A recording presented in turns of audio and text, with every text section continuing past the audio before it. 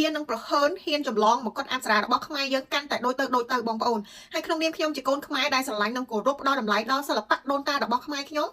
សូមធ្វើការរិះគន់ចំទៅគណៈកម្មាធិការរៀបចំកម្មវិធីមួយនៅប្រទេសតៃវ៉ាន់កម្មវិធីនោះមានឈ្មោះថាការប្រកួតរបាំសម្រាប់អ្នកអន្តោប្រវេសន៍ក្នុងឆ្នាំ2026ដែលរៀបចំឡើងដោយស្ថាប័នអប់រំធំរបស់ប្រទេសតៃវ៉ាន់រួមមានក្រសួងអប់រំតៃវ៉ាន់និងសាកលវិទ្យាល័យសិល្បៈជាតិប្រចាំតៃវ៉ាន់ដែលជាអ្នកជ្រោមជ្រែងផ្នែកបច្ចេកទេស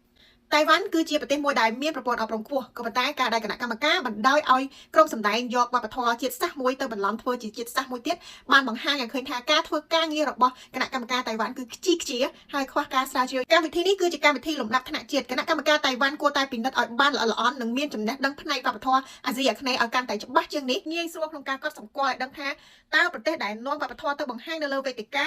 មានការស្លៀកពាក់ត្រូវតាមក្បួនខ្នាតតម្រានៃបុរាណដែលបានចែងទុកដែរឬទេដើម្បីកុំឲ្យគេសើចចំអកថាជាអ្នករៀបចំកម្មវិធីដែលមិនស្គាល់វប្បធម៌ហើយការដែលឲ្យរង្វាន់ល្អឥតខ្ចោះទៅដល់ការសម្ដែងដែលលួចចម្លងពីជាតិសាសន៍ដទៃវាមិនខុសអីដែលអ្នកកំពុងតែលើកទឹកចិត្តឲ្យមានការលួចបន្លំនៅក្នុងសង្គមជាតិមួយនេះឡើយព្រោះវប្បធម៌និងសិល្បៈគឺជាដួងព្រលឹងរបស់ជាតិសាសន៍នីមួយៗដូច្នេះខាងគណៈកម្មការតៃវ៉ាន់គួរតែពិនិត្យឲ្យបានច្បាស់លាស់មុននឹងអនុញ្ញាតឲ្យមានការសម្ដែងហើយក្នុងនាមខ្ញុំជាកូនខ្មែរខ្ញុំសង្ឃឹមថាអ្នករៀបចំកម្មវិធីនៅតៃវ៉ាន់នឹងពិនិត្យរឿងនេះឡើងវិញហើយធ្វើការកែតម្រូវឲ្យបានត្រឹមត្រូវសូមកុំឲ្យសិល្បៈខ្ពង់ខ្ពស់របស់ខ្មែរត្រូវគេយកទៅប្រើប្រាស់ក្នុងន័យបំភាន់ផ្នែកសាធារណៈបែបនេះទៀត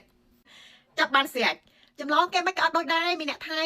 ដំបងណាចម្លងមកកត់ក្នុងធំប្រពន្ធណានេះដូចទីងងឥឡូវព្រមឲ្យទូចដូចម្ចាស់ដើមតែបង្រួមយ៉ាងណាក៏អត់ដូចដែរពីព្រោះនាងចងខ្សែចានាងពាក់ចងខ្សែខ្មែរអត់ដៃចងខ្សែទេ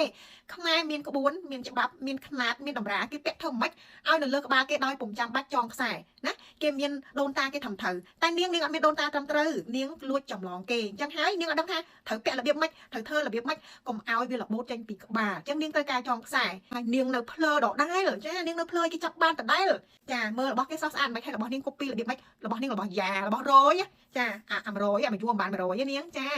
នាងគឺជាចៅលួចប្រវត្តិសាស្ត្រណា